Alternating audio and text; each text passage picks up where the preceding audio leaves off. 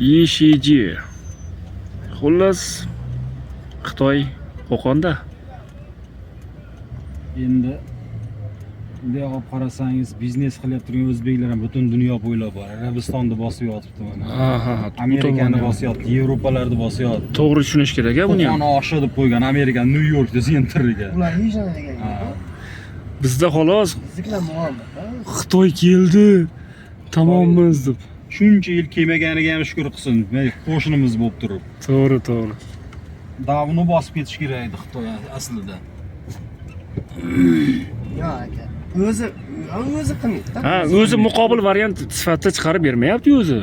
Endi monopolistlarni ham sindiradi-da. Hozir Xitoylar o'zi kirib keldi. Ha, o'zi kirib keldi. Elektromobil zavod quradi-da, o'zlari ashat arzon narxi yangi paket. Namanganda mahsulotlarini qarangmi? Namangan o'shaning uchun hozir